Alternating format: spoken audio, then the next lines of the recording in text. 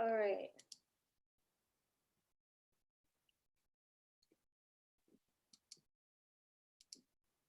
Hi, everybody.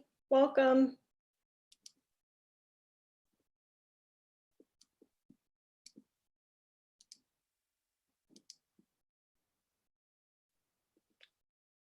Hi, everybody. Are you in?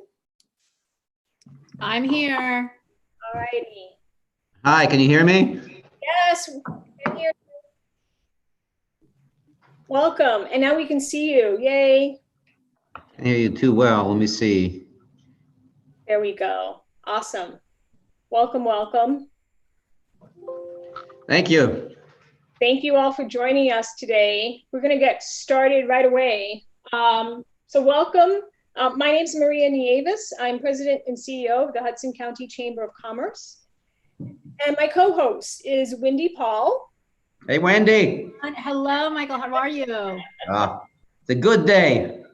It is a good day. And we have two very special guests here with us today, representing the Jersey City Medical Center, RWJ Barnabas Health, and the organization that they are raising money for, which is the Jersey City Medical Center Foundation.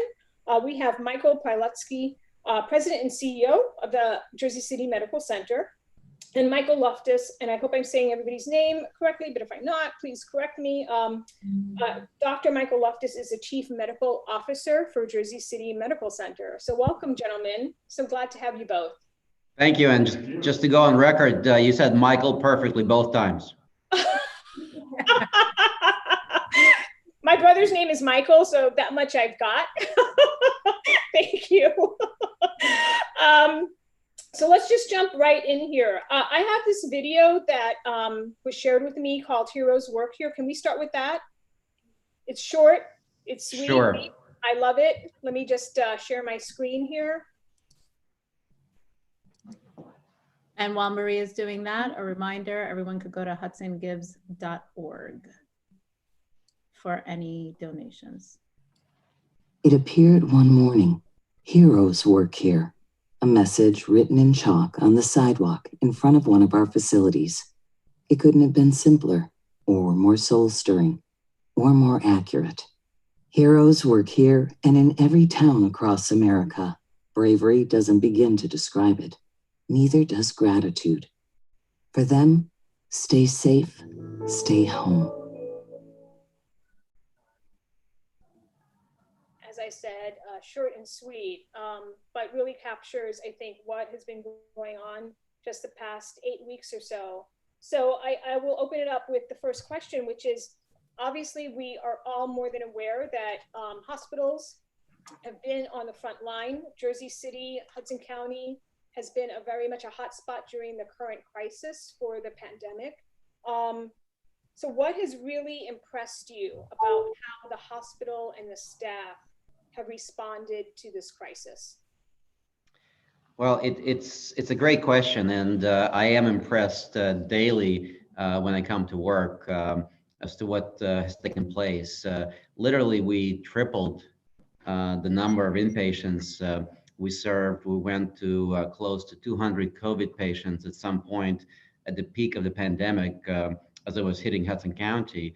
And truly, the training kicked in. We are a trauma center. We've been through crisis before, not certainly anything like this that's been sustained over time, over 6-8 weeks, but other crises that brought on a number of patients to deal with all at the same time. And truly, everybody stepped up. Everybody performed at an incredibly high level and continuously. They all came to work and they all really picked up something new every day in terms of how to deal with this disease and how to treat these patients. And once again, we discovered at the medical center, and we do employ about 2,400 people, that truly every single one that comes to the medical center is essential. We discovered how badly we need security officers. We discovered or rediscovered how badly we need environmental services workers, food services workers. Certainly respiratory therapists were front and center. We often talk about the nurses who were amazing and who are amazing and our physicians. but biomedical engineering, for example, and transportation, all those folks that are part of the team were critical to our success. And I do think it's been a success. Jersey City Medical Center never closed down, never went on divert, was always a resource to everyone in this community. We worked, frankly, very closely with some hospitals that are right here in our community that quite often one would think as competitors, but we really came together to service this community. That was another one of those developments that wasn't necessarily a surprise, but certainly a welcome sight. And we worked with them to collaborate on the services we provide. For example, other hospitals in the county had to close down their maternity services for a short time in order to deal with COVID. And Jersey City Medical Center and its staff was the only hospital providing full service maternity services in the county. So those things really impressed me, and again, continue to impress me. And I guess I shouldn't say they'll impress me in the future because it's just the standard. We have a very high standard. We are a trauma center, and we actually consider ourselves covering the full county. The video, by the way, the sign that appeared on the sidewalk is actually from Bayonne. As much as Jersey City Medical Center is sort of says Jersey City, but it is Hudson County. That's wonderful, and I really love that video. So one of the questions I had is, I think at this point, there isn't really a sector of the economy that isn't under stress. So I'm sure the audience knows that hospitals in particular and our healthcare is particularly under stress. So there might be a lot of donors who are out there thinking, well, if I give $5 or if I give $10, what impact is that going to make to a hospital that's facing severe financial stress? What would you say, either of you? And feel free to have a free-flowing conversation as well. What would you say to that?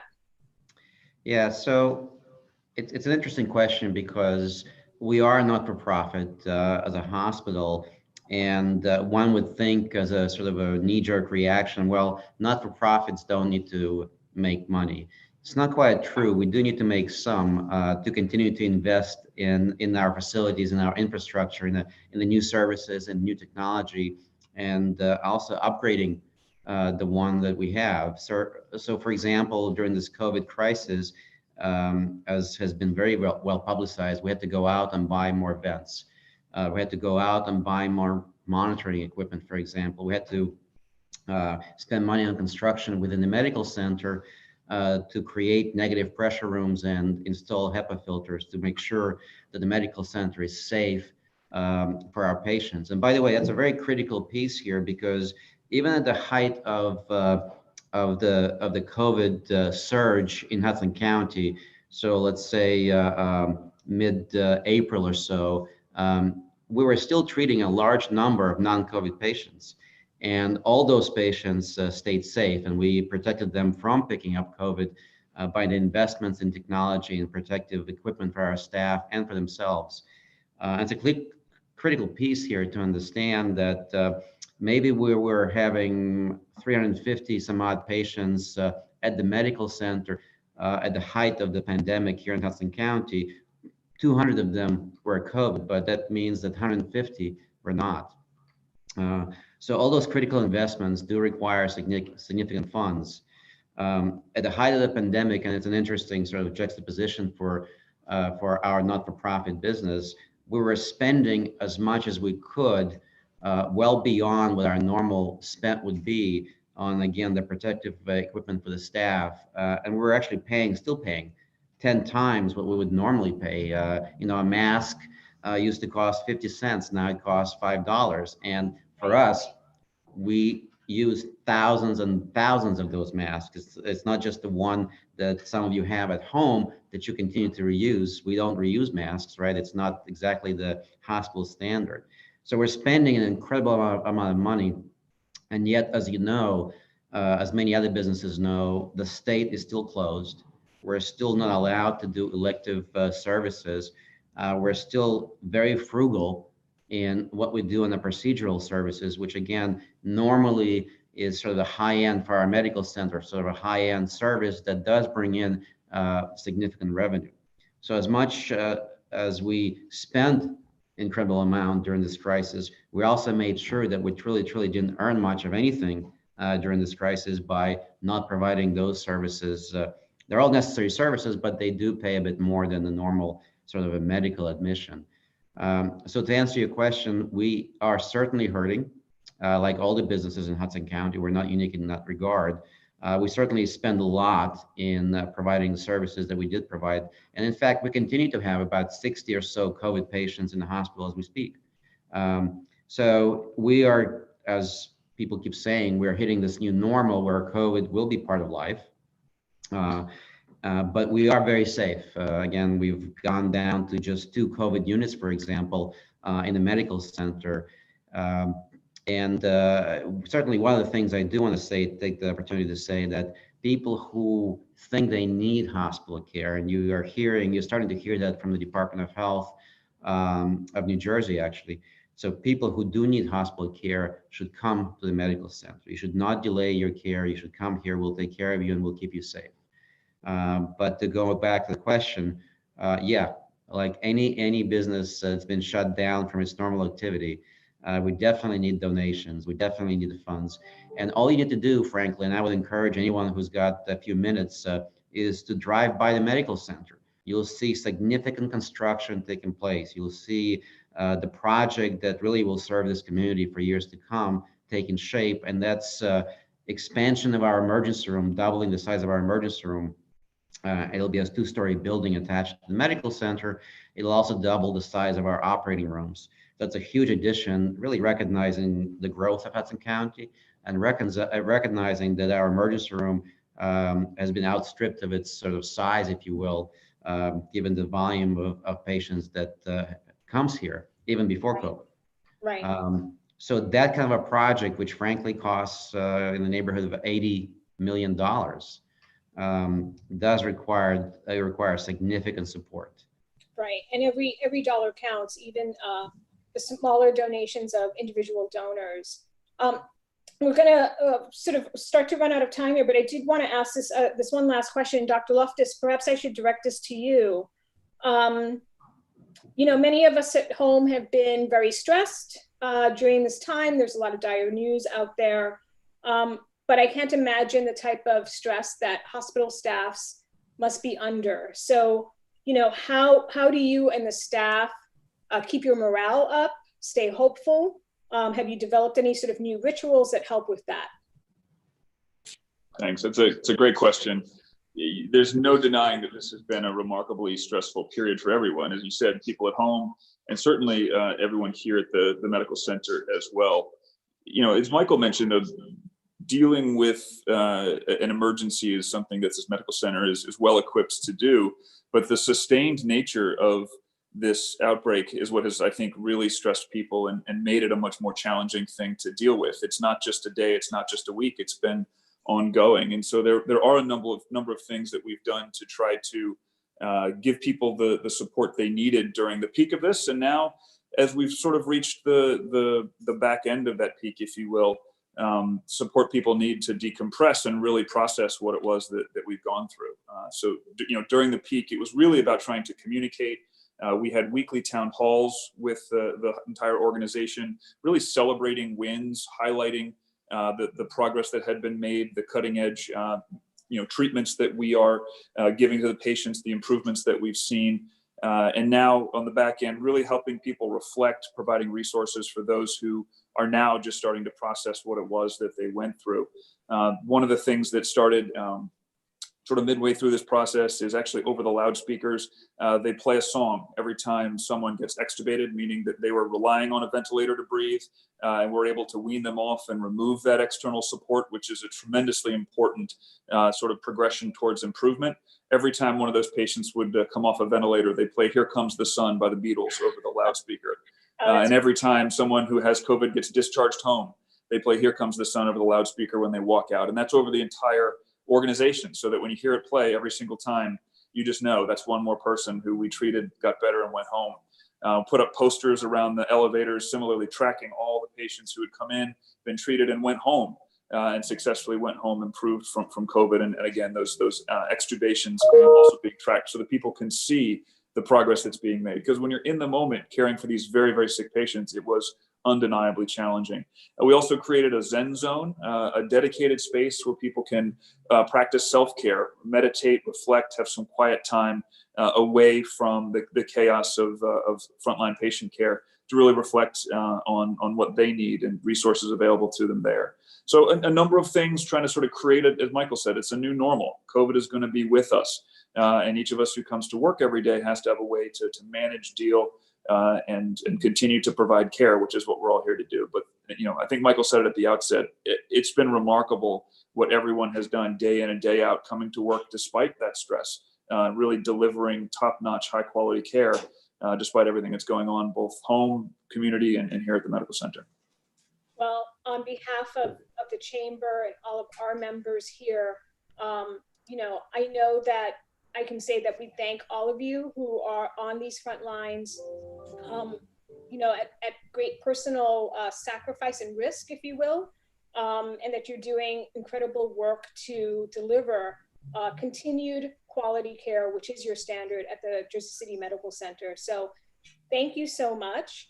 I do have a video from you, Michael, that is a little longer, and I will play it later at another segment when we have a break, because it's a great video. I want to thank both Michaels for joining us today. Good luck in your continued fundraising, and we'll continue to plug away here and asking people to support the medical center. So thank you for taking time out of your busy day. Please, gentlemen, stay safe. Stay healthy. Likewise. Thank you. Thank you very much. And it's a great honor and pleasure to be in this community and to really, really help this community through what is an incredible crisis. And we're coming out on the other side. Excellent. Excellent. Light at the end of the tunnel. Thank you, gentlemen. Have a great day.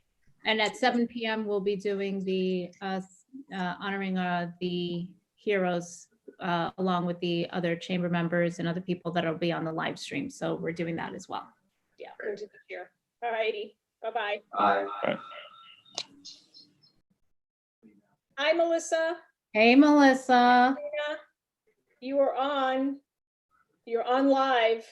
Hi, what are you doing? Hi. Okay, share your video, Melissa. And Melina. Hi, Melina. Hi, Melissa. Hey, Melissa. Hi, everybody. Hi, how are you? Hi. It's your Minnie. Hi, what are you doing? Pretty Okay, good, share pretty your good. video, Melissa. And Melina. Hi, Melina. Hi. Hey, Hi, Melissa. everybody. How are Hi. you? Hi. They have some feedback happening on their computer. I was hearing two things at the same time. Okay. All right. Melissa, your video's still hidden. Yes. Okay, just checking. Thank you for that. So welcome to our live stream, and thank you for joining us. And I am literally going to turn it over to Melissa to run this, host a segment. So essentially, Melissa Rosario, our Director of Membership and Finance at the Chamber. Welcome, Melissa. I see you have your Hudson Gives banner behind you. Yes. It's on. It looks good. Thank you for hosting this segment. I'm going to let you and Melina take it away. Thank you so much, Maria, for having us. Thank you so much, Maria, for all the effort and the hours put into this. I know you guys haven't taken any time to rest. And Now, we're going to take a short break. Okay, I'm going to stay on. I'll stay on, Maria. Hey, oh, that Wendy, thank you for the support. Woohoo! We've been taking turns. We've been taking turns. It's a great tag team here. Awesome. So thank you, everybody that continued to watching us. This is HudsonGives 2020. We're so excited to continue supporting foundations and organizations that work and advocate for causes that are important for our community. For this section, we've invited Union City Music Project. This organization has been working very hard with children in the county, and especially for the music education. I'm gonna have everybody enjoy this amazing music and then we're gonna get started. Okay.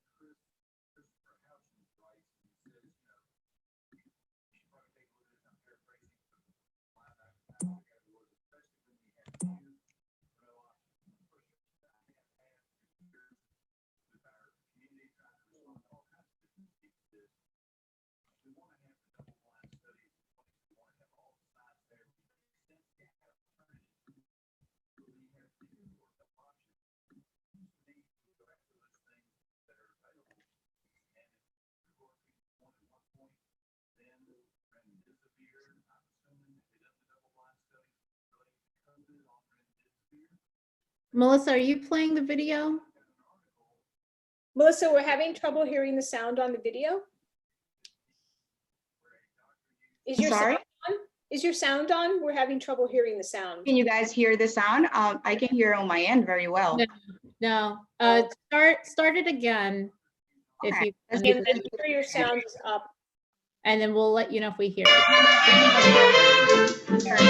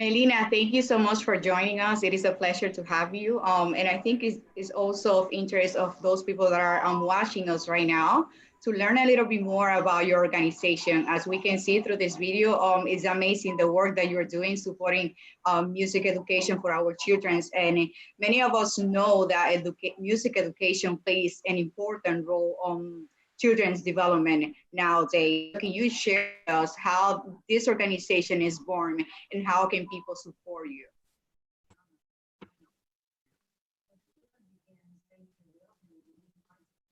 Melina? I think you're muted. Okay. Very Sorry good. about that. All right. Thank you so much, Melissa, Wendy, and Maria, and everybody at the chamber for having us. Indeed, I think right now more than ever, it's so important for our kids to have access to music education. Union City Music Project was founded 8 years ago, and since then we've been providing low-cost, intensive orchestral music education as well as visual arts to the kids in Hudson County. How do we do this? How are we different? First of all, our program is based on the orchestra model, because bringing kids together in an orchestra allows them to be part of a community. That is what sets us apart from any other music program. And also that we give 24 hours of music instruction per month at a very low cost, almost free, $30 a month for 24 hours on average. And we provide the students with musical instruments and give them so many opportunities to perform in different places in New York City, here in NJ Park. They've performed at the United Palace uptown in New York, in different places here in the state of New Jersey, in Patterson, Newark, etc. So we have right now over 100 kids registered. We are a 501c3 nonprofit, and obviously we do rely on donations to be able to do our work. I was just listening to the previous organizations and the hospital and the other art programs that were live before us, and especially what they're doing in the hospital in St. Barnabas. They're playing music to the patients. They're providing, they're using music as a vehicle to get their spirits up, to make them feel better.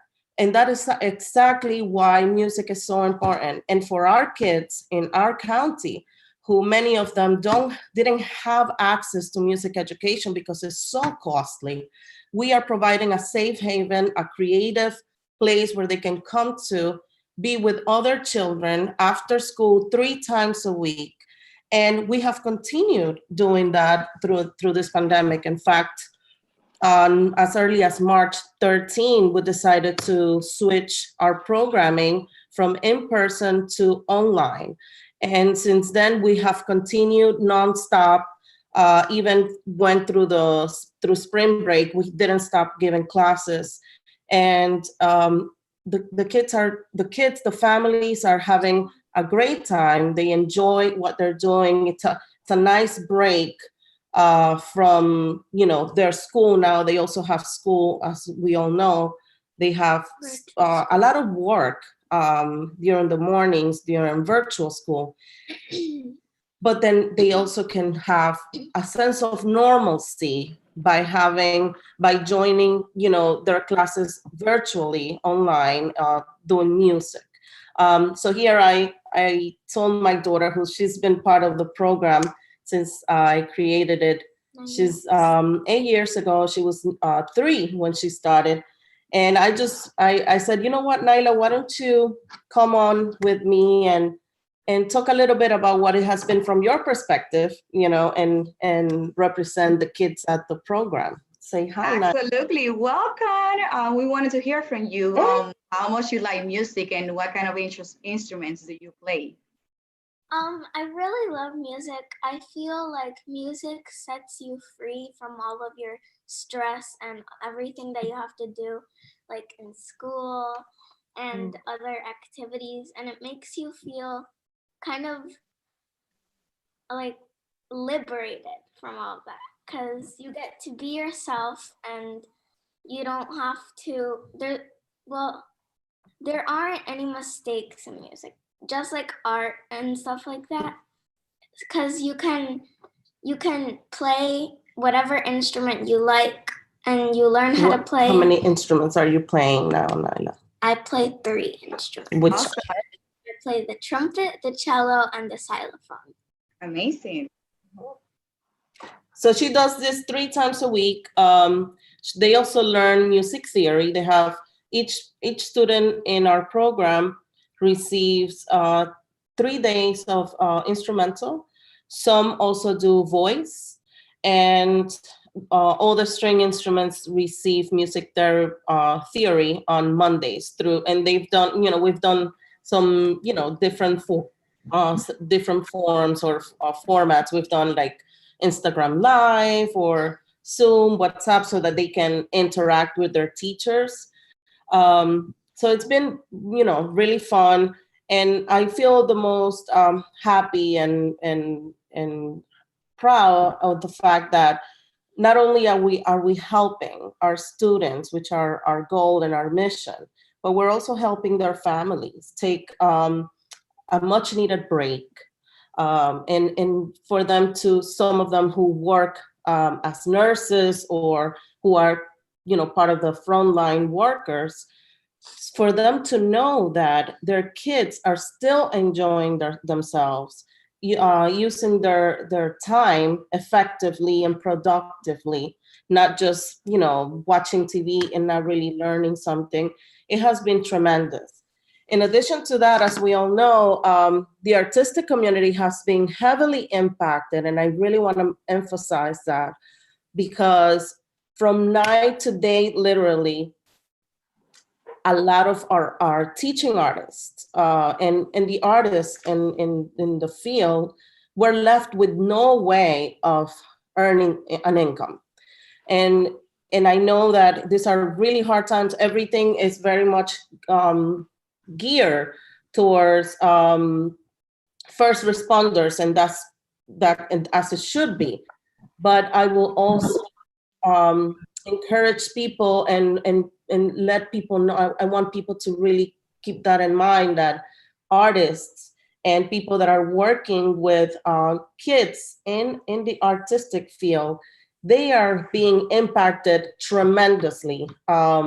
And for me, as the founder and director of UCMP, I wanted, my goal was also to ensure that our teachers could at least rely on what we pay them, so that even if they've lost, their gigs, if they lost that event that they were going to play on in Lincoln Center, in Carnegie Hall, or in a bar or a wedding, because anywhere that they had a place to go and work, and where everything was canceled, at least they could count on what we pay them for a means of, covering some of their expenses. So I really want to encourage everybody to please support us, because by supporting us, you're not only helping our children who, if we, when you think about this, they have been home for 2 months.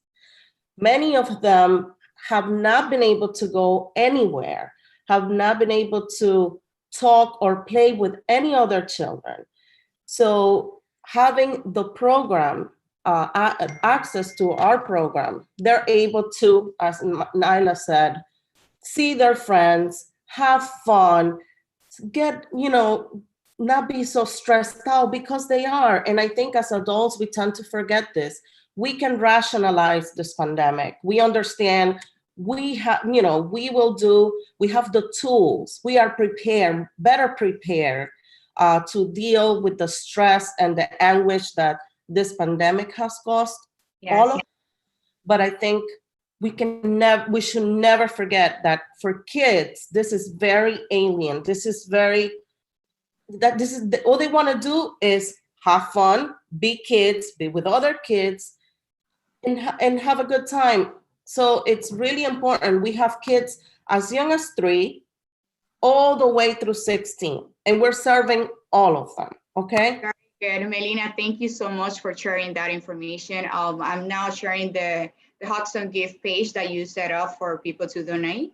Please go to HudsonGives.org, donate to Union City Music Project.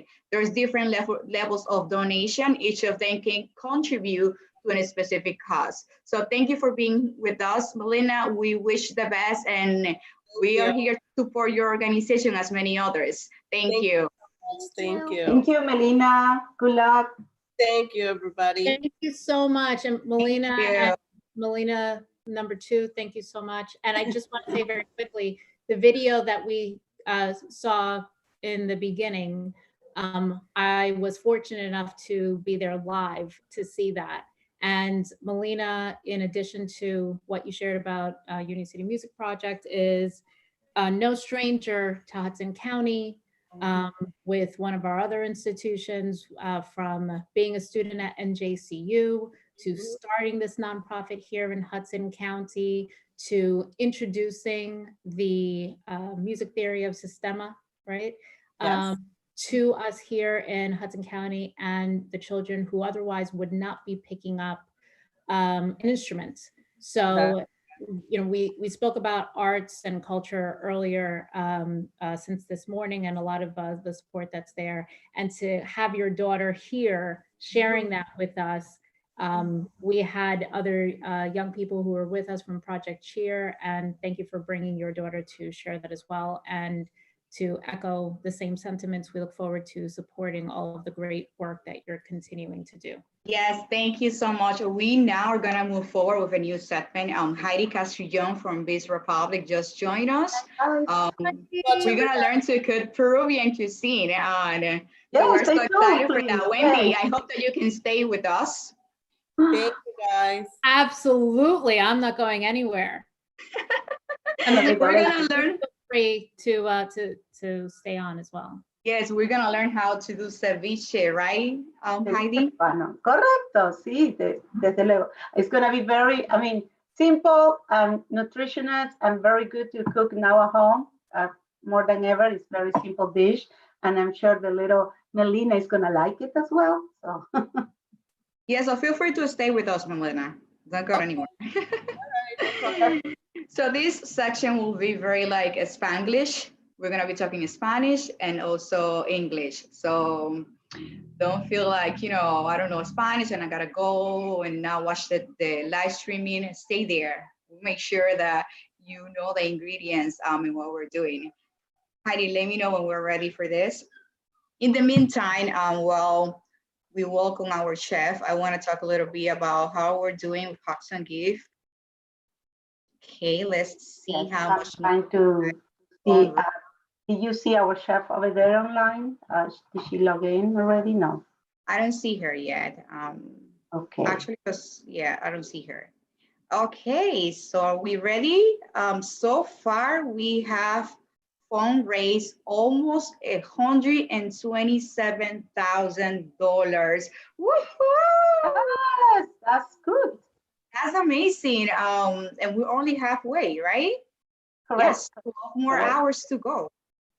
So we're excited with all the kind donations that people are doing to our website right now. This is for all those great organizations that are working on behalf of our community and making our city, our county better. These organizations work for causes that most of the time, you know, the government doesn't have the resources to put in place. So please, I'll continue supporting them. We have so many different organizations participating this year, and that's the goodness of this, the diversity of the county. We have organizations that support women's, children's education, you know, that support other causes like the Fund for a Better Waterfront that works for the Hoboken Hudson River. Ina, estamos esperándote. Okay, so I believe we're working on getting our chef on. And while we do that, Wendy, are you there? Hey, I'm here. I'm here. I thought I would make an announcement, actually. Sure. So we have some time. Perfect. So one of our prizes for the overnight, right, is a donor prize. So a prize that goes to a donor who makes a contribution or a donation, I should say, between 12 a.m. and 6 p.m. Oh, sorry, 12 a.m. and 6 a.m. I'm a little tired. It feels like 6 p.m. I know. I need more coffee. So the prize that we had, and it was a really tremendous prize. It was contributed by Hornblower Cruises and Jack Doyle, one of our chamber ambassadors, and I believe valued at something like $682. Yes. So Oh, wait, I didn't do this. I tried to do this earlier and find the drum roll. Oh, yes, I'm hoping that you can. And let's see if we can finally do this because we have some time. Let me just see. I want to make sure nobody, no, there's nobody in the waiting room. Nope, I don't see anybody. Okay, so you can download these apps. This is a great thing about technology. You can do almost anything nowadays with these wonderful apps. Most of the time they are free. I did buy some. Gina, hay gente esperando para otro programa. Heidi, mute your phone, Heidi. I can't find my drum roll. This is so disappointing, Wendy. I'm sure that you're gonna find it. I am. You know why? Because I'm super determined now. Here it is. I found it. Ready? Let's hear it. All right. Nope, wrong one. That was a siren. Nope, sorry. We'll save that for 7 p.m. Yeah, that's the wrong one. Does it stop? Okay, hold on. Oh, wow. We started at 7 a.m. with the some of the announcements. I don't know if it stops. Okay, there we go. There we go. It stopped. Here's the drum roll. Do you hear that? You did hear it. Play it again. Maybe very low. Yeah. You can tell we're new at video production.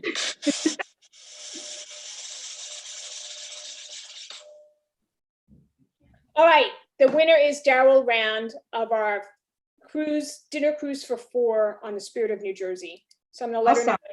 Here is your chef. She's just joined.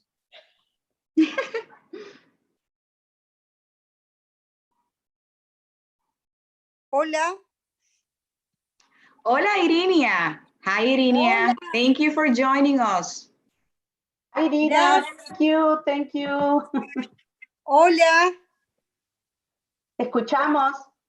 Hola, buenos días. ¿Cómo están? Gracias por la invitación. De nada, de nada. It's a pleasure to have you. We're so excited to learn about the ceviche.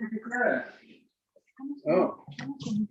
Tenemos 17 minutos, Irinia, para esta Ya, receta. a ver, mira, ya, entonces todavía no estamos saliendo al aire, ¿no? Mira, un ratito vamos a terminar de probar acá.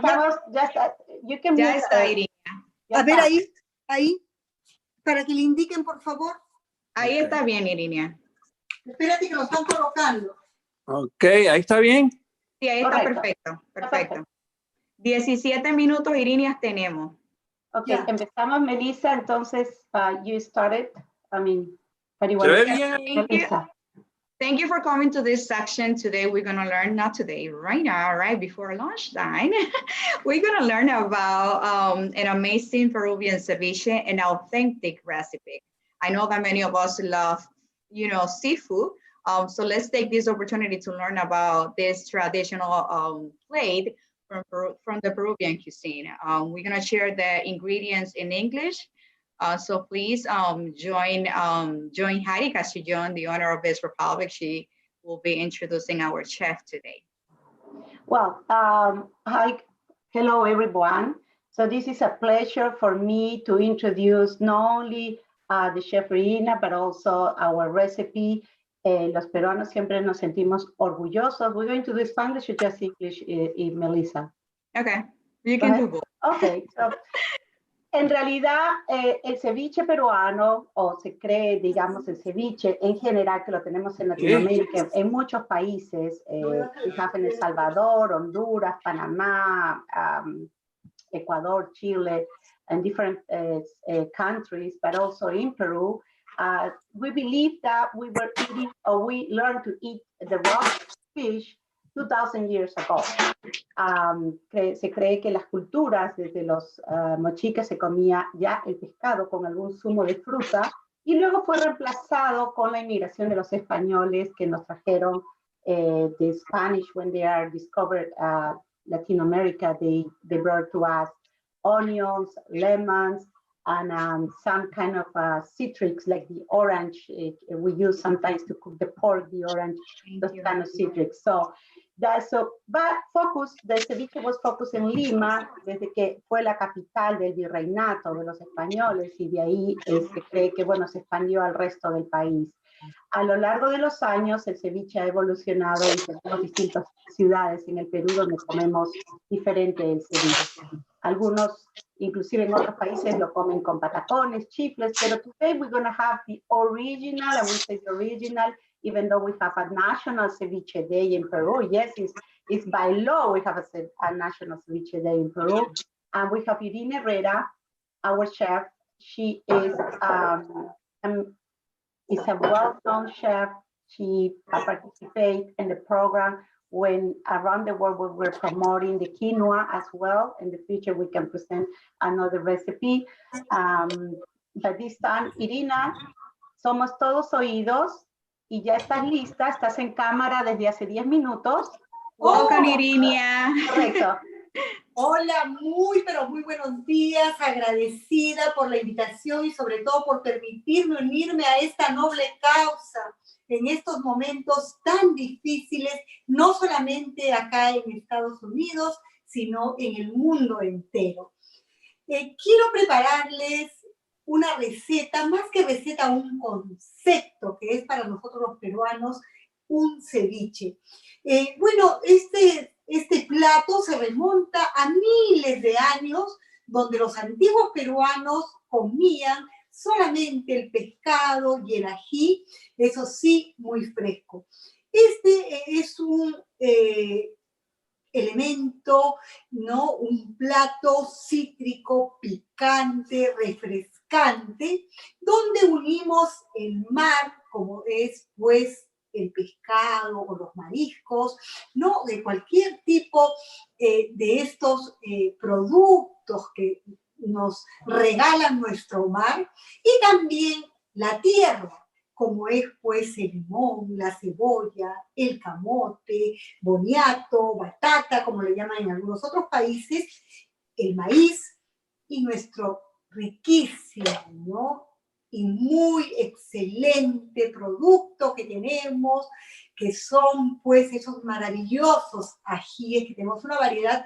Pero lo bueno de este plato es que, si bien es cierto, es el abanderado del Perú, se come en diferentes partes del mundo, y nuestros cocineros, nosotros los cocineros, tenemos esa responsabilidad social de mostrarlos a ustedes de la manera más fácil y sencilla de cómo se hace. Pues este plato, en algunas regiones del Perú, como les decía, se le puede poner el boniato, la yuca, el cilantro, la zarandaja, esa zarandaja o ese maíz chulpi, que ya lo tenemos acá, gracias pues a Goya, ¿no? Siempre nosotros unimos estos elementos, ¿no? Los cítricos, los refrescantes, pero eso sí, obviando y teniendo en cuenta que nosotros no podemos agregarle ninguna materia grasa, porque ahí sí ya saldríamos de este concepto. Bueno, empezamos. Los ingredientes. Un pescado, como les dije, fresco. Hay una variedad. Acá en Estados Unidos podemos usar pues el maji-maji, la corvina, la dorada o fluker, que es como el lenguado, parecido al lenguado, sino que los costos también son los que determinan, ¿no? Pero como les repito, es tan dúctil que depende de nuestros bolsillos, ¿no? Y lo que queramos en realidad invertir. También se usa pues el ciguay y también la tilapia, pero yo la tilapia no la recomiendo mucho porque tiene un sabor arenoso y con los cítricos rápidamente se desintegra. Bueno, ahora sí, empezamos. Tenemos que tener un bol completamente, yo lo he tenido ya en el hielo, lo acabo de sacar de la nevera, porque como les digo, pues esto es un plato completamente fresco. Pero les voy a dar algunos tips para que ustedes lo puedan mantener. Yo ya tengo acá mi pescado, es un filete, ¿no? Por porción 175 libras, perdón, 175 gramos, ¿no? Como una media libra, ¿no, Irina? ¿Una media libra? No. La libra, 150 gramos, la mitad pues 200, entonces media libra por persona. Pero eso es ya dependiendo de lo que ustedes quieran comer, un suculento ceviche. Bueno, acá yo ya tengo mi pescado que lo he cortado en cubos medianos, eso sí, les voy a repetir, en un recipiente frío, completamente frío. Los cubos son más o menos de 1,5 a 2 centímetros, ¿no? Le vamos a poner, acá les voy a presentar, tenemos la sal, ¿no? La pimienta, que es opcional, el limón, el ajo, el ají, que también ya lo tengo picadito. ¿Me van a permitir? Como les decía, me encanta tener todo fresco porque para eso es este ceviche. Bueno, acá ya tengo mi pescado, si lo ven. Okay. Lilita, ¿nos podrías comentar un poquito qué tipo de limón necesitamos usar? Porque acá hay una variedad de nosotros en realidad tenemos un limón que es muy bueno, el peruano, pero acá en Estados Unidos no lo encontramos, pero podemos usar el limón verde o también el amarillo, lima o limón, como le llaman, ¿ok? Que es también un buen limón, como les repito, tiene que ser fresco y con mucho jugo. Y una particularidad, yo ya tengo acá mi limón exprimido, pero quiero mostrarles algo. Cuéntanos los secretos, Irina. Mira, por ejemplo, el limón es bueno exprimirlo con la mano. Eso sí, previamente ya nos hemos lavado muy bien las manos. Ustedes saben que la manipulación de los alimentos es una cosa muy delicada, más aún si como cocineros, no solamente para nuestros hijos, más aún si ya es para una clientela. O sea, hay que tener, eso sí, mucha pulcritud para trabajar. Entonces, yendo al tip, el limón solamente vamos a exprimir 3/4 partes. No necesitamos exprimirlo todo porque esta parte blanca del limón tiene un sabor amargo y no es necesario usar. ¿Ok? Irina, déjame que mientras vas haciendo esto, digo los ingredientes en inglés para las personas que nos están viendo en la transmisión. Ok, ¿te lo repito? Sí, claro que claro. Pescado. So we need fresh seafood. Ok, aproximadamente 200, media libra por persona, o sea, 150, 175 gramos, ¿no? Okay, so about 150 or 200 grams of seafood, fresh seafood for the ceviche Peruvian sal, ok, de una manera generosa porque el cítrico siempre tiende a absorber mucho la sal, que ya la voy poniendo.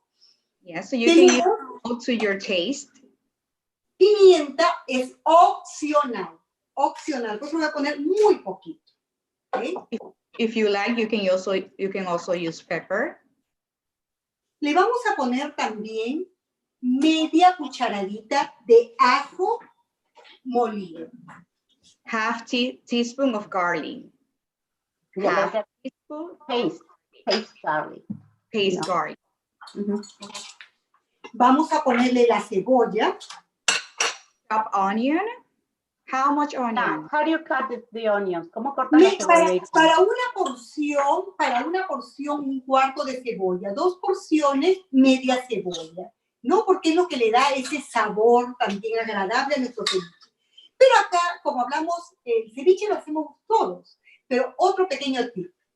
Tengo mi ají limo o el ají de la localidad de donde ustedes están, ¿no? Y voy a aromatizar mi pollo. ¿Qué hago? Le voy a poner así, ¿ok? ¿Sí me ven? Sí. ¿Ok? Para darle aroma y también para que se impregne un poco más en mi ceviche. Ahora sí, voy a ponerle mi ají que lo tengo picadito, mi ají limo, pero les repito, el ají que ustedes tengan. That's pepper, right? Y ahora, generosamente, mi limón. Un aproximado yo le pongo por porción 4 limones. Pero como estamos manipulando nuestro ceviche, hemos dicho que es fundamental siempre conservar la temperatura. Entonces, ¿qué voy a hacer? Voy a agregarle, que acá tengo, un cubito de hielo, si lo ven. Mientras tanto, voy moviendo. Rectifico sazón. No me van a creer. Como quisiera que estén acá para que ustedes lo puedan. A mí se me está haciendo agua a la boca. Sí, That's yummy. miren qué fresco y riquísimo.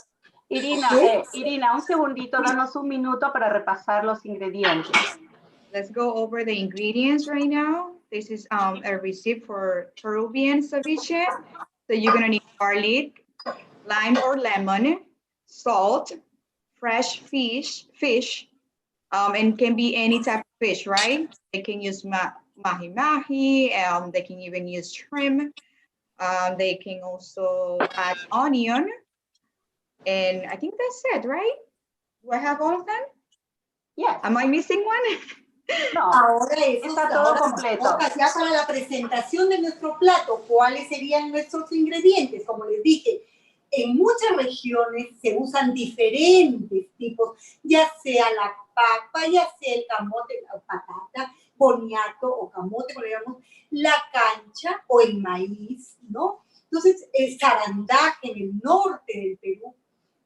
Pero en esta oportunidad yo he encontrado acá el camote y el maíz o choclo. Eso Es potato and corn. Con una lechuga. Entonces, para decorar tenemos el camote o boniato o batata, el maíz, que le llamamos choclo en Perú, y una lechuga. Entonces, Irinita, mientras va sirviendo, danos 30 segundos. Melissa, cuéntanos cómo va HudsonGives, porque todo esto nos ha unido a través de HudsonGives. Estamos felices de que la gente esté contribuyendo. ¿Cómo van los números? Okay, so let me share with everybody how are we doing. HudsonGives right now fundraise $130,000. Oh my God! Bravo, bravo, bravo. 63 organizations have received donations already. Wow. So go on HudsonGives.org. Find the organization that you want to support. There's more than 70 organizations that registered for this online giving day. Go and support them. They are working hard for the community, for making our citizens in every cause. Amigos, si ustedes nos están viendo, aquí estamos en la gran, digamos, maratón que está organizado por la Cámara de Hudson County Chamber of Commerce. Este es el segundo año de HudsonGives aquí en nuestro corazón, que quiere decir que todo el Hudson County está dedicando y uniéndose a esta cadena hoy día para recolectar fondos, ¿verdad, Melissa? Es así, le quiero contar a nuestros amigos de habla hispana para que por favor $1, $2, $3, ¿dónde pueden donar, Melissa?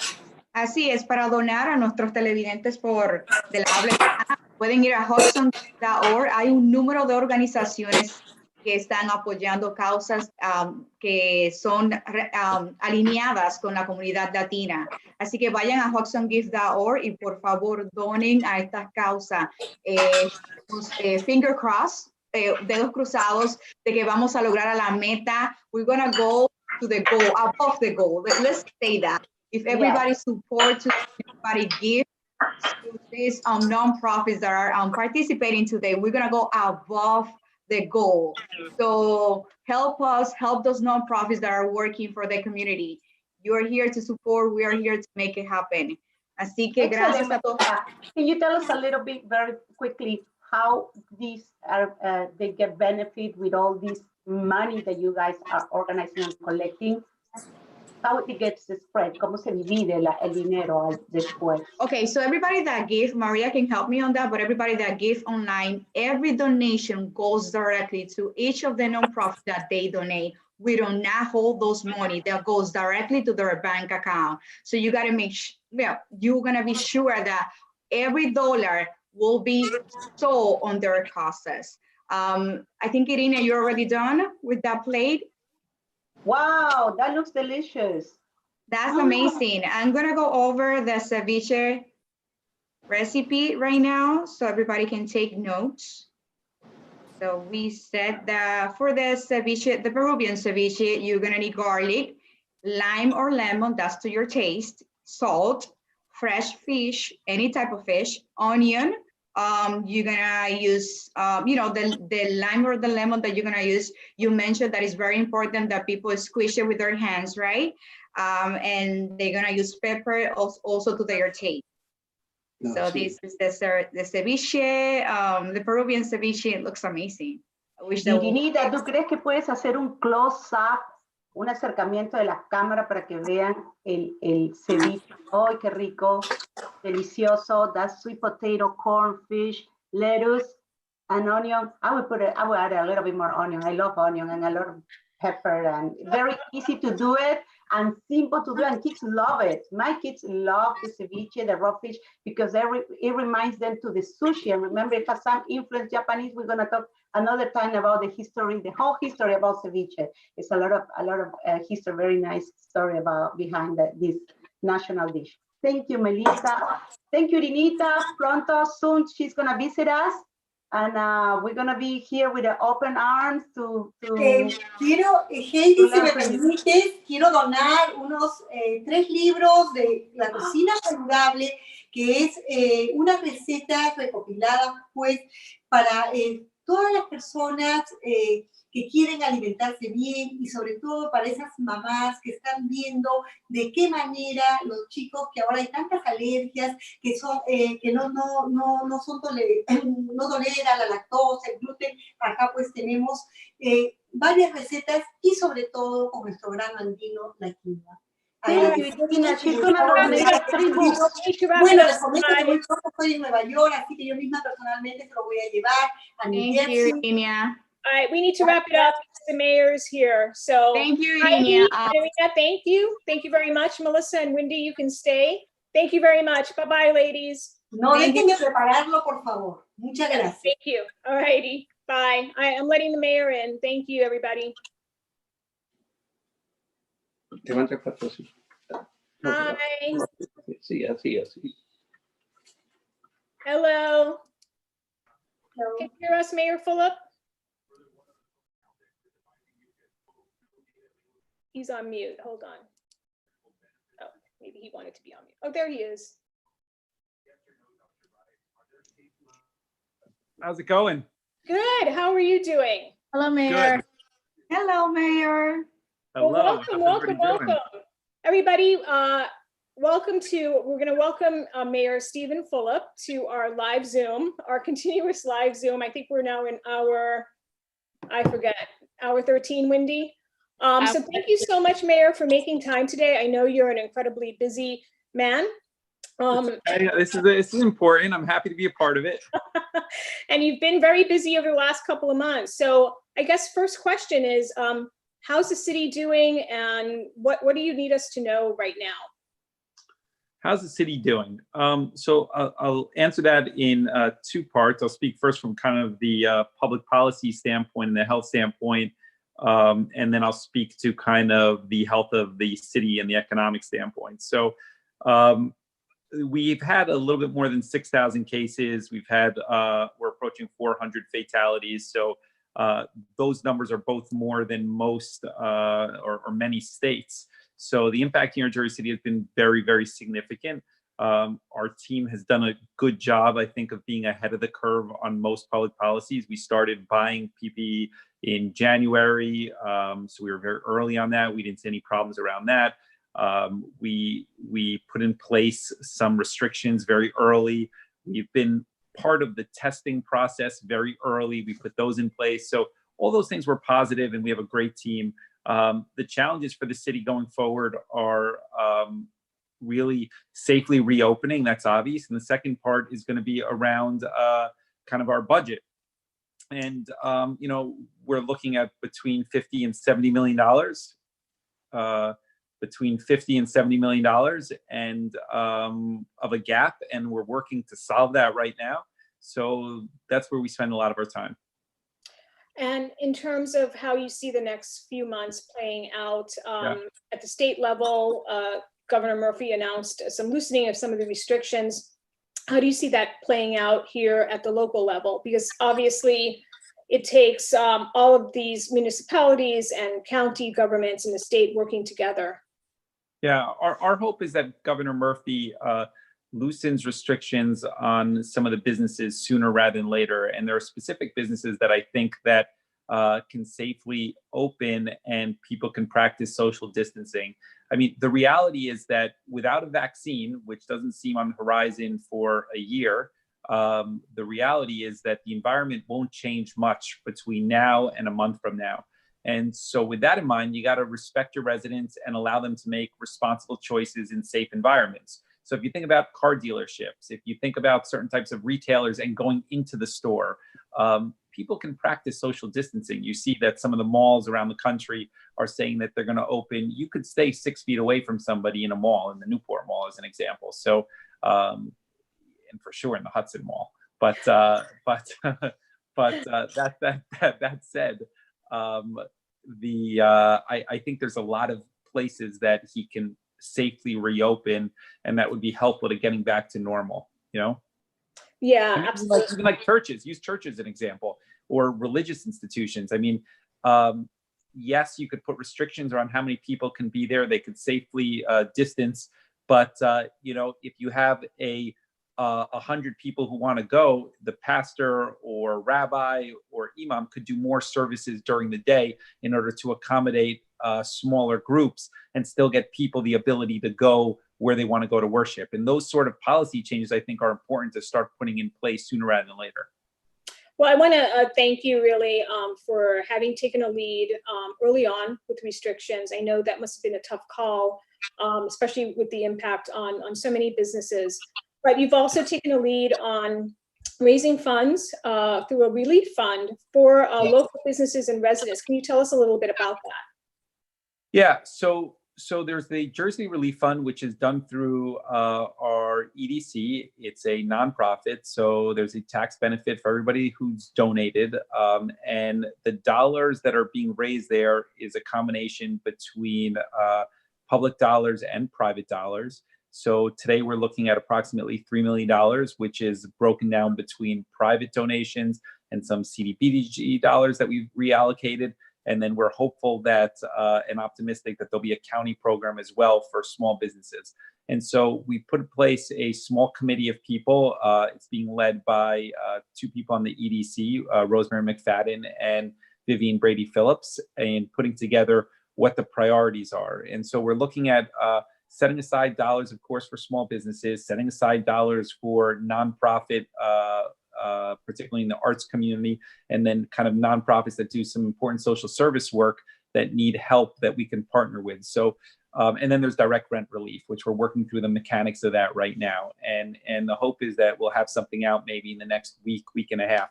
Part of the delay has been we're waiting on the state and federal government on what they're doing, because it's important to have a program that's complementary to them and not reinvent or replicate what they're doing. So we want to be like different than them, but in a way that complements their program and enhances it, as opposed to being something that overlaps directly with them.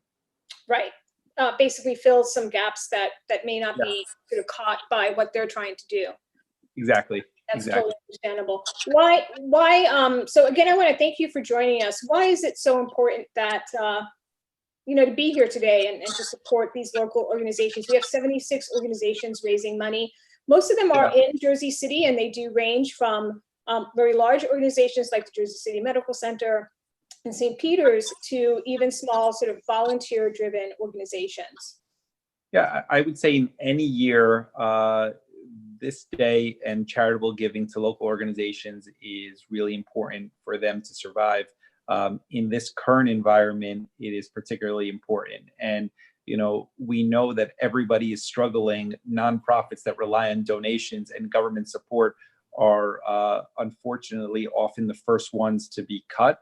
And they struggle more than for-profits because they really don't have the same mechanisms to raise money other than this type of environment, soliciting donors who generally close their wallet in this sort of environment. So we're thankful that all of you are out there kind of publicizing this and making sure that people are aware of the importance of giving, and then getting some money to some organizations that really need the help. Great. Thank you so much for that. And if you wouldn't mind, maybe later today you can tweet about it. I know you have a lot of followers, so Yeah, I'd sure. appreciate that. Happy to help. Happy to help. Yeah, Wendy, you could just send me over what I need to send out, and then I'll. Okay, we'll do. Okay. And I'll right over to you, Mayor. And just one question about how are you doing? Like you, the person. Good. You know, I think overall I'm okay and thankful for the most part. You know, it's been some personal ups and downs. You know, professionally, it was tough to see people that I work with on a day-to-day basis pass away. And then in the last week, my grandmother, who's 95, was diagnosed COVID positive. She's at one of those nursing homes. And so that's been a struggle for the family. So you know, there's been ups and downs over the last 2 months, and like everybody else, you know, my personal family is going through the same thing. So, you know, we're hopeful that, you know, there's some sort of treatment or vaccine not too far away. I think that's kind of the only thing that you can hope for at this point. Otherwise, we're going to be in this kind of current state for some time. Right. Well, my thoughts go out to your family and Thank you. your grandmother. That's really important. We hope she gets better. And I also want to just ask. I think I saw on your tweet stream that you and your wife are expecting. Yeah, that's so what you're right. It's sort of like the ups and downs of life continue. Yeah. We just came from a doctor's appointment. That's why I was a little bit late. So that's a positive, and everything's going well. So that's like, you know, like, yeah, it's like there's positive news, and then there's you know, concerning news like my grandmother, and that's you know, I think everybody's going through that. Most people know somebody that's been directly impacted by COVID, or somebody who's tested positive.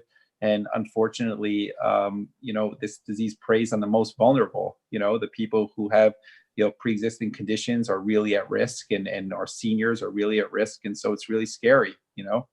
Yeah.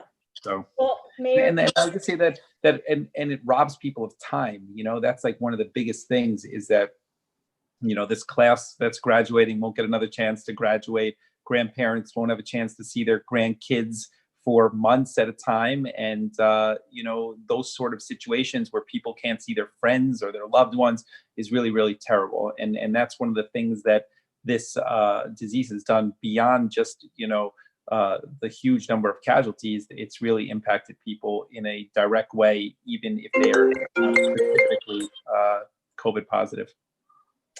you are so right about that. My sister's 60th birthday was yesterday, and we didn't have a chance to celebrate it, but hopefully we will at some point really, really soon. And I'm going to do it at Liberty House if I can, when they are back and up and running. Mayor, thank you so very, very much. Please stay safe, stay healthy. Same for your family. And we, again, thoughts to your grandmother. Thank you for your leadership, and let us know how we can be a resource here at the Chamber. Thank you so much. Take care. Bye, everybody. Take care. Bye-bye. Thank you. Thank you. All right. So, Wendy, can you send a? Yes, I'm working on that right now. I know you're fast with the. Yes. And then Melissa, it is 12:14. Yes. Got a minute. Who's up next? I'm losing track of time here. I believe is hold on one second. Let me see the schedule. But I believe it's the WC with LP Camacho at 12:30. Oh, so do we have like some free time? We have a 15-minute window, Maria. So okay, so what do we want to do? Do we want to go on hiatus? I can put a screen up and say we'll be right back. Let's put the screen up. I'm gonna send this information and a couple of other cool. we got in, and then we'll be back at like 12:29. Yeah. 12:29. All righty. Excellent, excellent work, everybody. Awesome. Thank you. All right, let's do that. Let's go on hiatus on break, station break.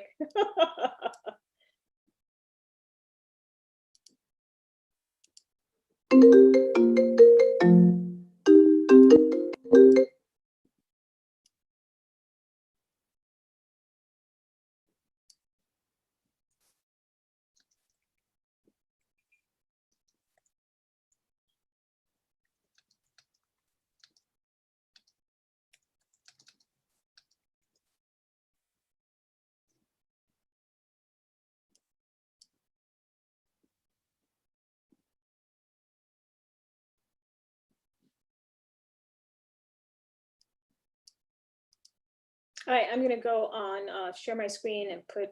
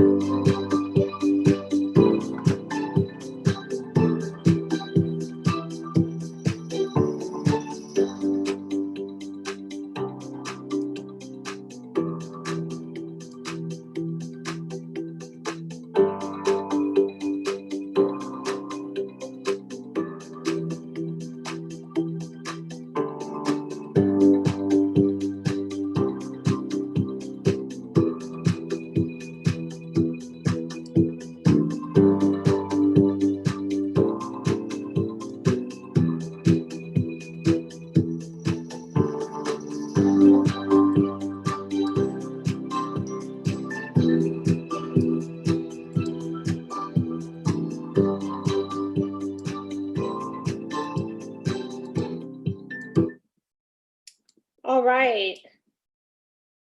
Where's my screen? I think we're back. Yes, we are. Be live. Are here. Live. Hey. Right. Woo, oh my gosh, it's 12:30. We've made it, Wendy It's and like Melissa, to 12:30, and we're alive. And yeah, so 12 we're hours. so sober. Oh man. Welcome, Elkie. How are you? I'm great. How are you?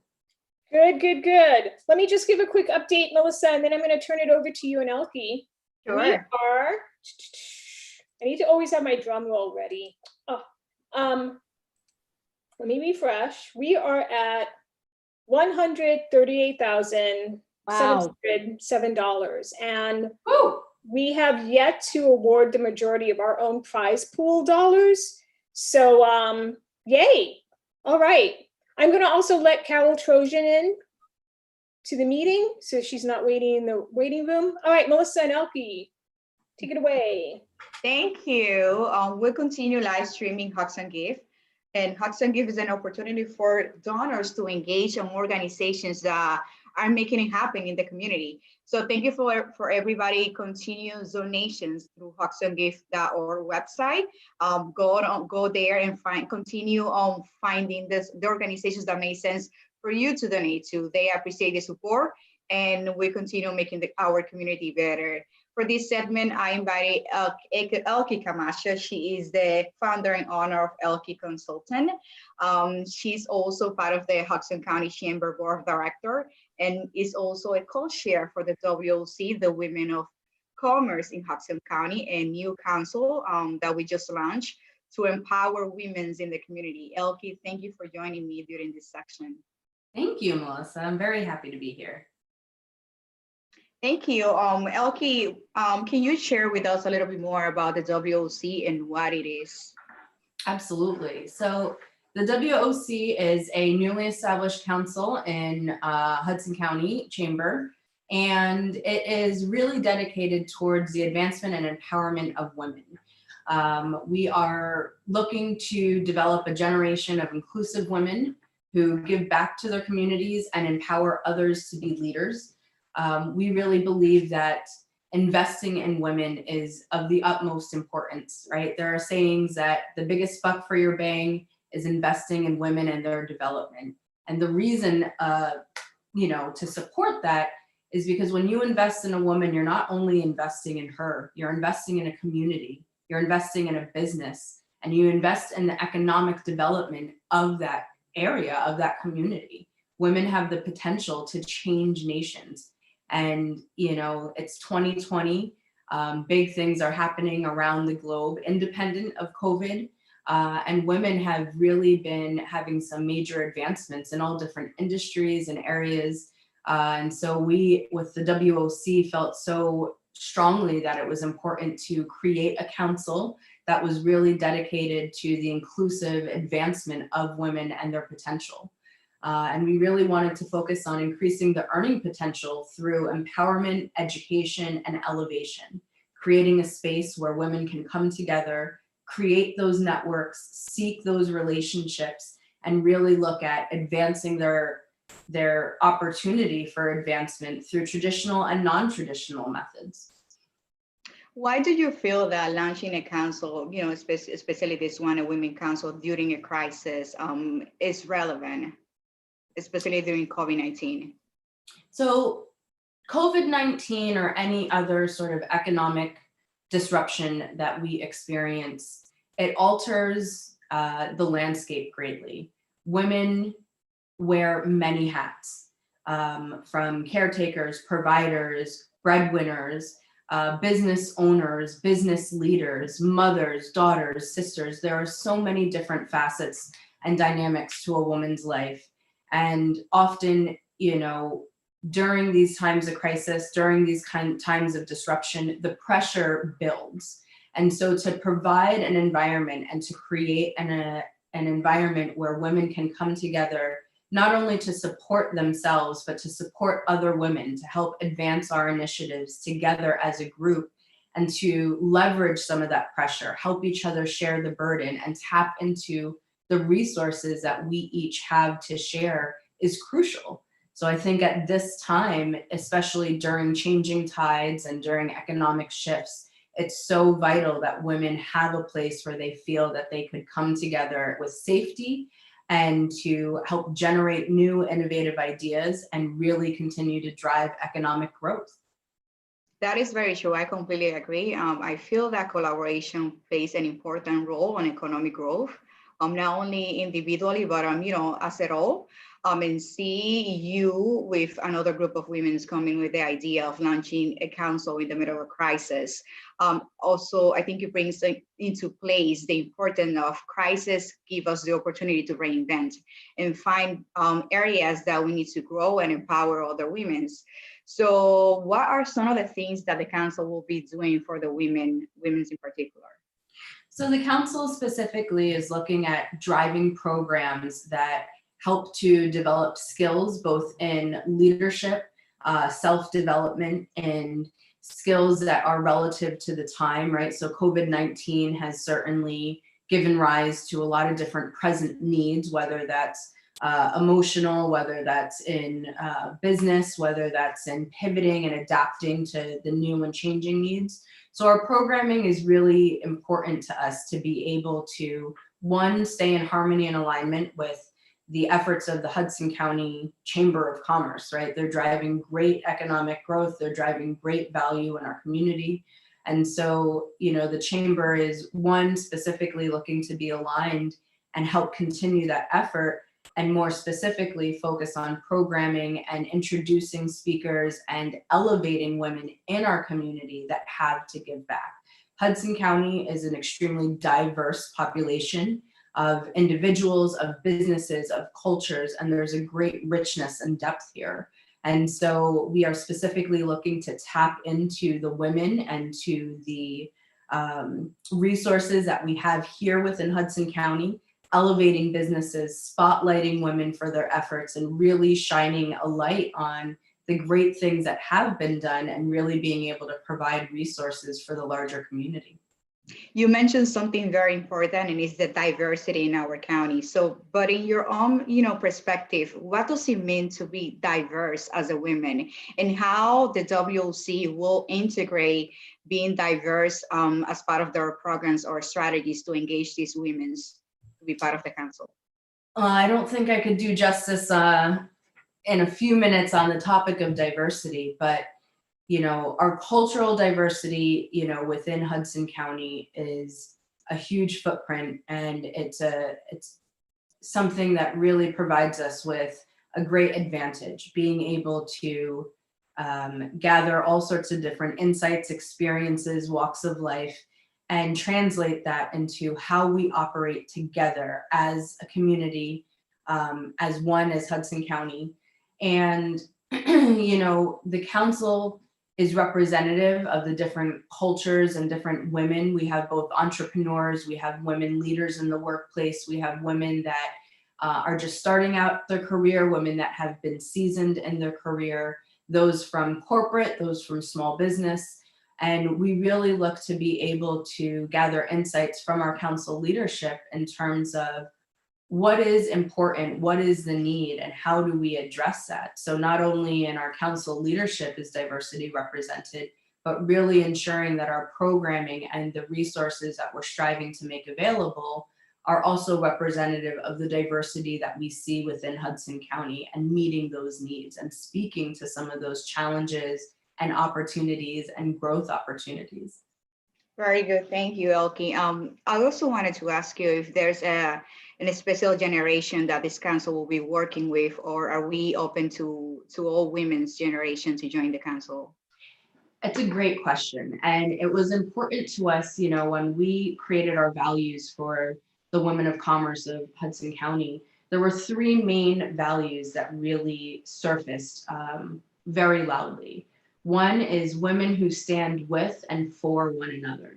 The second was setting the example for future leaders to come. We wanted to ensure that we as women were setting the example and really living the things that we were talking about.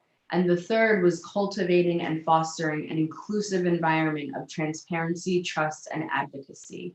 And that word inclusive speaks to your question, Melissa, and we feel that it's so important because, we are focused on elevating and developing and growing a space for women. It's not exclusive of anybody else, but we have a specific focus that allows us to really drive our programming and driving our resources and looking for that ROI, looking for that growth and those successes in those areas.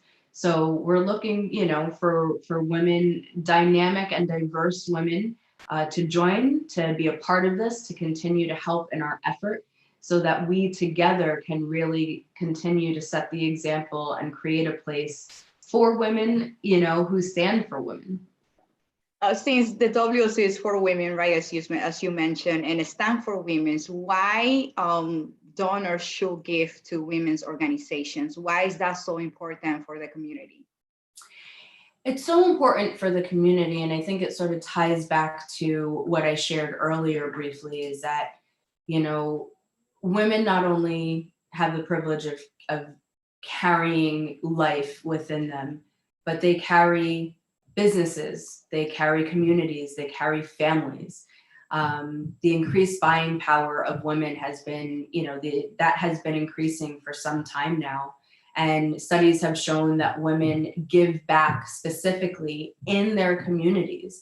The money that they earn goes back into the community for further development, for the advancement of businesses. And that's something that's really important for us to continue to shine a light on, because that investing and being able to both earn and give back in your own backyard is crucial for us to be able to grow and develop as Hudson County. I also wanted to mention that, if we go back to times where we have no rights to vote, right? Rosa Parks, times, so many discrimination for women, and we were just seen as those that needs to stay home, cooking and, preparing the food for our family, which we still do, right? But we were not allowed to have a voice in the community. I see that as women, we have evolution so much. We have grown so much, and we continue to do so. We see so many women that are standing in leadership position now, and that is because times change, and with those changes also comes the growth, right? And those growth brings the opportunity for us to showcase that we have, the same capacity that other, genders has. I think for us as a Chamber of Commerce is amazing that we're able to put together a council like the WOC, where we are gathering women from all generations working together to make our community better. And we're not only, being limited to those organizations that are small business owners, but we're preparing the space for large corporations to contribute to these women's entrepreneurs that are looking for certifications, that are looking for leadership program. They wanted to be here in the community, that also they need this, pat on the back and say, hey, you can do this because we're here to support you. And the chamber, through the WOC and leaders like you and the other members of the WOC are standing to make that voice here for those women in the community and providing a platform for, that gives the opportunity to everybody to grow. So with that, I want to ask you, Elke, how do you see the WOC in 5 years from now? I see the WOC as a major force and a driving contributor to the initiatives of Hudson County Chamber of Commerce. I see them as a council that is going to be more broadly known within the New York and New Jersey metro area as providing value-driven programming for women at all stages of their career and all different industries and from all different walks of life that really come together. I see a mentoring program evolving from the WOC, really providing valuable opportunity for mentoring relationships to foster between large enterprises and small enterprises and between women that are looking to have dynamic career shifts. So I really see this being a platform in which there is a great deal of networking potential and for career advancement and for giving opportunity. And in 5 years, I think from a philanthropic perspective, as part of our mission, we really wanted to establish a WOC with a vision that we are able to give back. And one of the areas that we've highlighted is working in conjunction with a lot of the colleges and schools that are located within Hudson County and really tapping into the youth and the female youth that's upcoming to be able to provide opportunities for our younger women that are coming up. Thank you so much, Elke. We really appreciate your time and effort, as well as all the members of the WOC for supporting the chamber and the vision. As you have mentioned, the WOC is an inclusive diversity council, and we look forward to work with all the women businesses in the community. Elke, I think we're gonna be back again at 2:45. So thank you for joining us. Thank you, Elke, and thank you for your leadership and for your very, very, what's the word? Your vision. I was gonna say ambitious vision or grand vision, but just for your vision. And let's make it happen. Let's make that vision come to fruition. Thank you. You're welcome. I'll see you later. Later. So I think I see Carol Trojan on. Carol, are you on? I'm here. All right. We can't see you. I don't know if you're just on phone or. Yeah, no, there we are. There you are. Yay, Carol. The winner of last night's dance program. That was fun. That was really fun. Cool. I'm so glad that you were able to join us. I have your video from MFL, but why don't you go ahead and introduce yourself to everyone? Sure. As Maria said, my name is Carol Trojan. I'm the executive director of the Madeline Fiordini Lorate Foundation for Cancer Prevention, shorthand MFL. We've been around since 2008. 2 years ago, we celebrated our 10th anniversary. And the video Maria is talking about that we're going to show you now is the best description and heartfelt presentation that I could possibly offer for you, just to become acquainted with us. We do provide free cancer screenings to people who fall between the cracks. The working poor, we'd like to call them, people who have money but not enough to spend for insurances and they need to put food on the table. So when there's no other place to go, we say, come to us. If you're not eligible for charity care, you're above the poverty line, we take care of those people, undocumented, etc. We do, since the video, we have added another partner, which is New Jersey Imaging. which does a lot of our mammographies in Bayonne. Our partners include people, facilities all over the county, which you will see in the video. Even though we're located in Bayonne, it doesn't matter where you live. People see me and we talk about this, like, I live in Pennsylvania. I said, if you can come to one of our partnering institutions and have your procedure done, your mammography or your colonoscopy, and you qualify, we will pay. Just get to the places, you know, and my job is to find more of those providers who would partner with us and give us reduced rates. So I just want to say also that since the video is 2 years old, Joe Scott was there as the CEO of Jersey City Medical Health, but we know he has since gone and now he's retired. So he's having a wonderful life in retirement, but we thank him for all that. He helped set this up with us for Jersey City Medical Center. And I think, and at the end, there's a call to the heart, which Maria, if you can just cut it off, we can. Otherwise, I will explain to you. We use this video at our gala, which hopefully it's scheduled for November, but if we can't make it, that's where we make all of our money. I mean, we only have 2 fundraisers a year, that and the Mother's Day brunch, which obviously we did not have. So we are relying heavily on this Hudson Gives campaign to give us some of the money back, because we just give out money. I mean, we spend probably $6,000 a month doing these screenings, which I'm thrilled. We're so happy that we do. We've done over 1,300 screenings this past year. Wow. It's taken a lot of years to get to that number, but we're passionate about prevention. And as you'll hear from Madeline, who you will notice, you'll see on the video, she's the founder of this organization. She's the sister God didn't give me, but we chose and we found each other. And I'm so blessed to have her for a friend. And she is a 3-time survivor. And I will tell you, she announces that she has bladder cancer now. It's under control. It's under control, but you know, she's a champion, she's a trooper, and she's a fighter. So for all of the fighters out there, we need to make this happen. We need to keep helping people prevent these, and so many of the cancers are preventable with early detection. That's just what we're you know, trumping and we're passionate about. Please go get tested. Now's not the time maybe, but if you've got a symptom, you need to take care of it. So Maria, having said that, you can just turn us on to our video, and at the end I could maybe bounce back. Let's hope it's a wonderful, get your tissues out. I watched it this morning and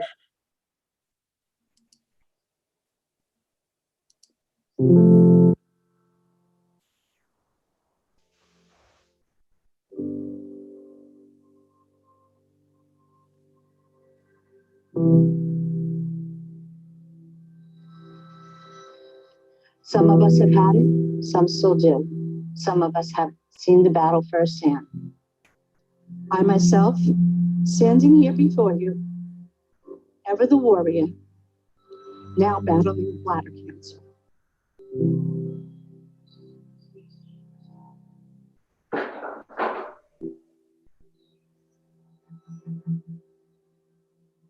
Hi, I'm Joe Scott. I'm the president and CEO of Jersey City Medical Center, executive vice president, Robert Johnson and Barnabas Health.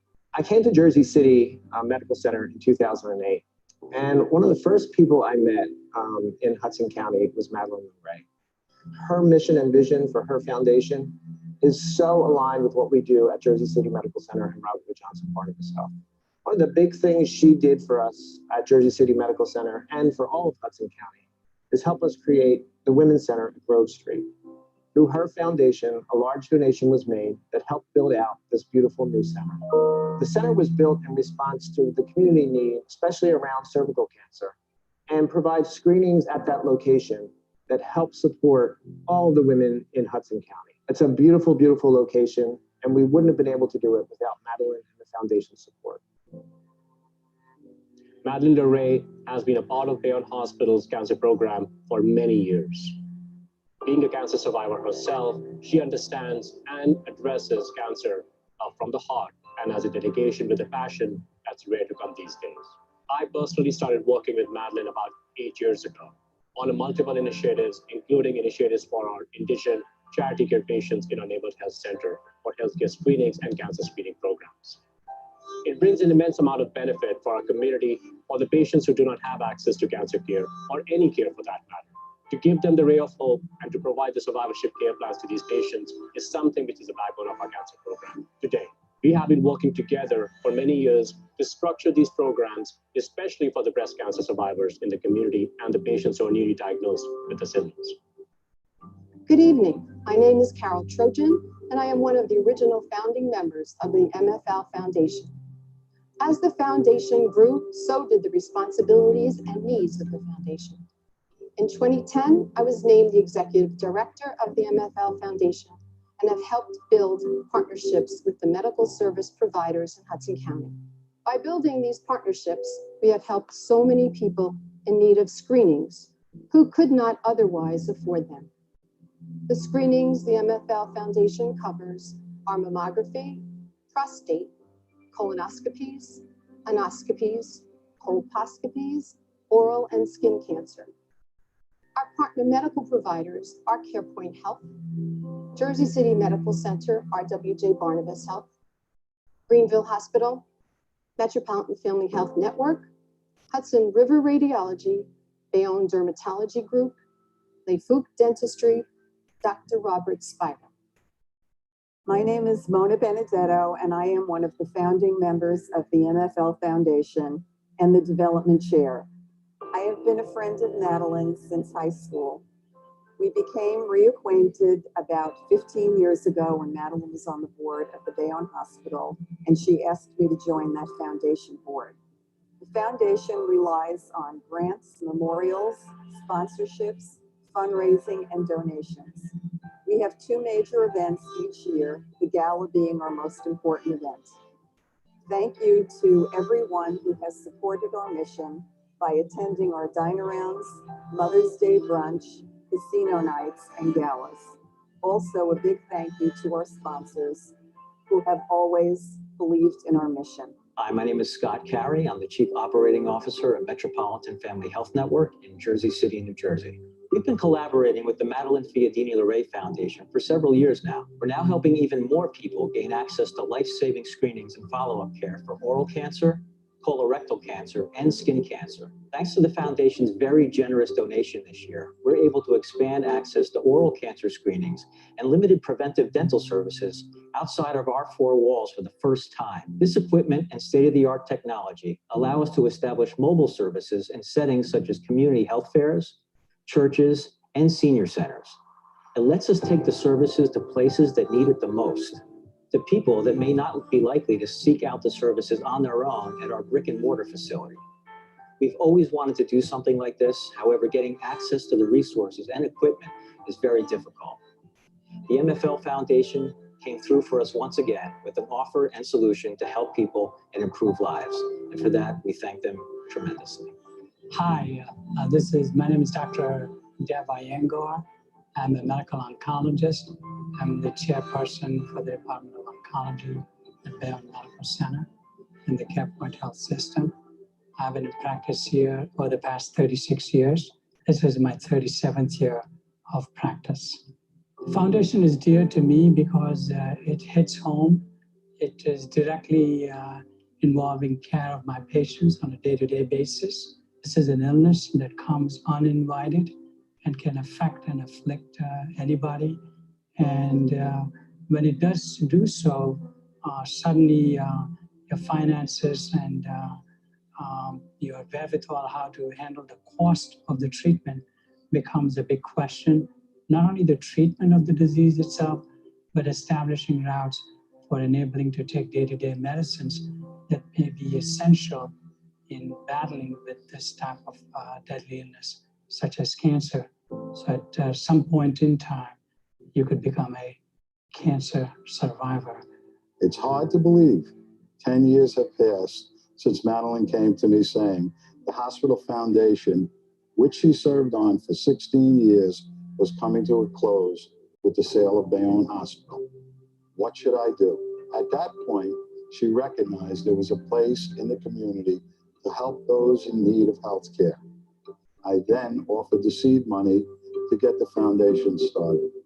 Next came the search for like-minded people who also had the heart to help others. Well, she found them. The board of the MFL Foundation is full of members who put others first, working tirelessly all year long. The focus of the MFL Foundation is grant access necessary testing and screening for individuals who are unable to afford healthcare. Hudson River Radiology has partnered with the MFL Foundation since January of 2018. Since we have created this partnership together, we have been able to provide 120 mammogram screenings. These early detection screenings have helped save many lives of those who cannot afford it.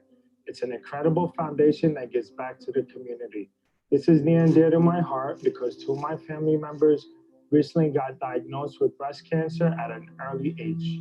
It brings me great joy to know that I am able to help people through the MFL Foundation, where we can all help conquer cancer together.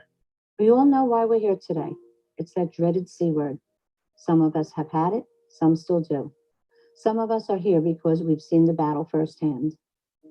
My personal fight against the disease started at the tender age of 32. It was January 11th, 1983, when I checked into a hospital for a simple 20-minute procedure. But 5.5 hours later, my husband learned that the mother of his perfect American family was in jeopardy. In becoming a survivor, I was reminded of the words a nurse therapist told me during our many hours together while I was being treated.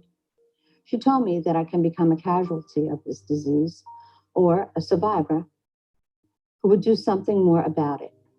Well, I was not going to let cancer define my life. Instead, I followed her advice and used my experience and energy to try to make a difference. I lost my brother to liver cancer 21 years ago. With the encouragement of Dr. Devendra Iyengar, I decided it was time to become not just a survivor, but a champion in the war against cancer. My brother's death spurred me to begin an aggressive fundraising effort.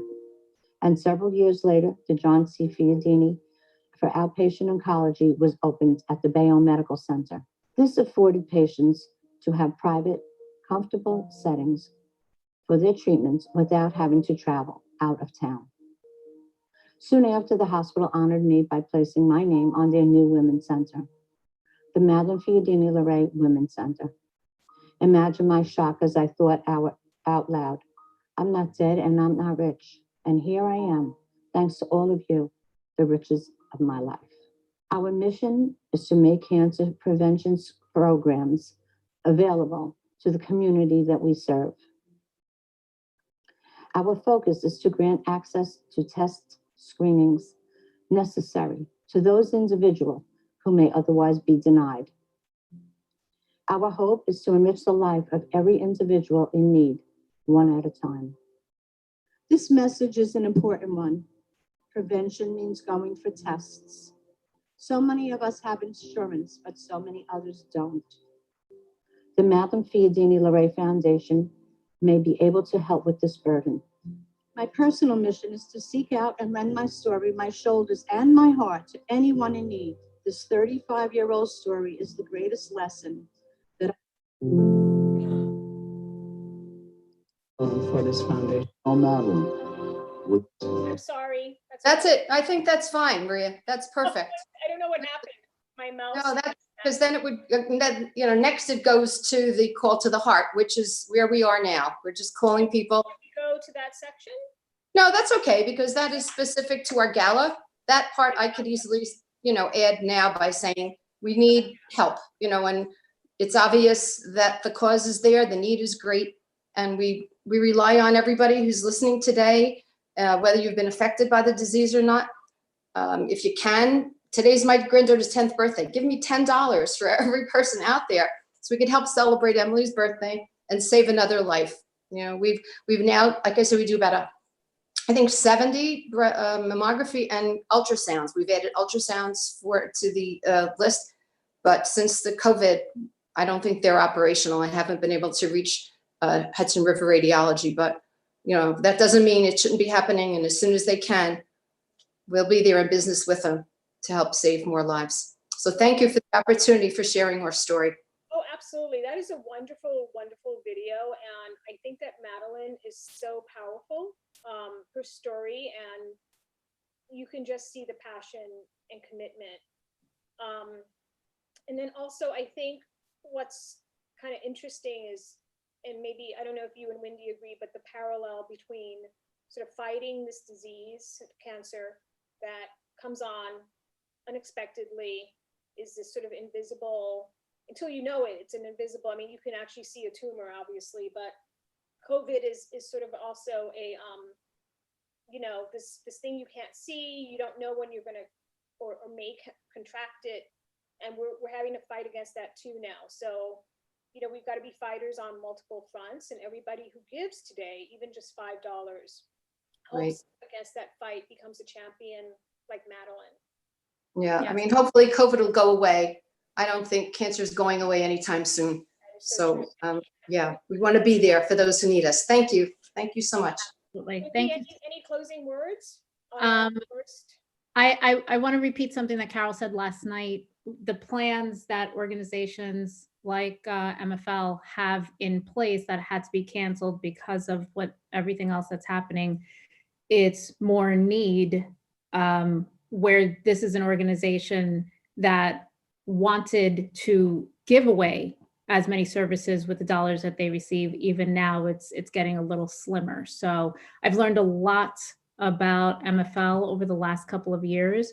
And we talked about very motivated board members, and the board members of MFL are very motivated and very engaged in the community as well. So thank you for that. And thank you for joining us last night. I don't let her know, I have to tell you, I couldn't motivate them to do peer-to-peer though. I invited them all. We had a board meeting the other night. I said, so tell me, everybody, raise your hand if you did it.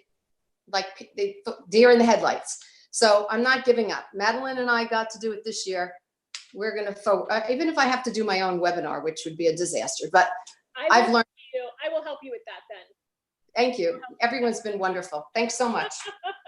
Thank you. Go enjoy. We have until midnight, Carol, so don't worry. You know, I'm sure that you can motivate a few people. We're going to do the drive round.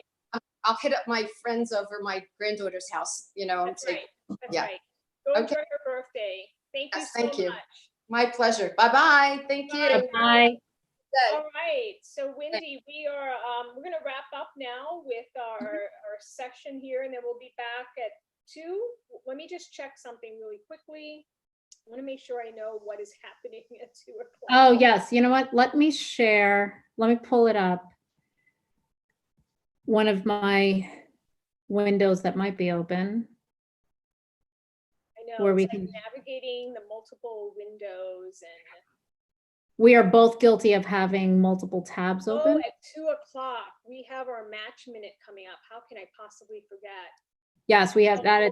That means that basically everybody who gives to a nonprofit from 2 o'clock to 2:01, we will be matching those donation dollars for the first $25 of that donation until we exhaust our match fund of $2,500. So that should be exciting.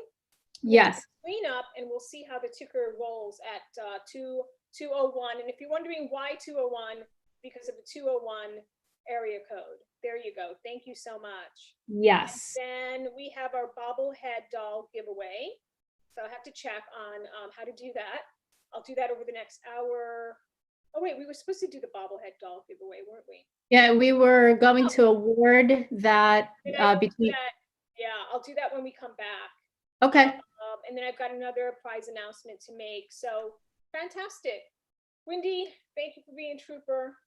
Thank you. And then we've earned, and we'll be back. Okay, so we'll come back at probably like 1 or 2-ish. Yeah. Okay. 1:55. Yeah. 1:55. That's easy. Okay. All right. Okay, cool. Thank you, All right. Wendy. Thank you. See you then.